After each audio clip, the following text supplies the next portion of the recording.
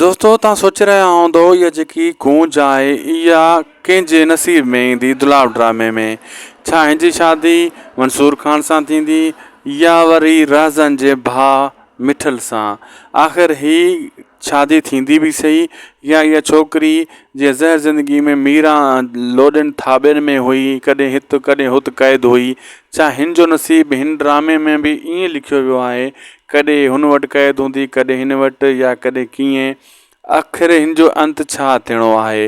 अॼु अपडेट ॾींदासीं। इहा वॾी अपडेट आहे छो त दोस्तों इहा हीरोइन आहे हिन ड्रामे जी ऐं मंसूर खान हीरो आहे। हिन खे आख़िर ताईं ॾिसंदा, लाइक सब्सक्राइब शेयर ज़रूरु कंदा, तव्हांखे अपडेट पूरी मुकमल ई ॾियूं था ॼाण।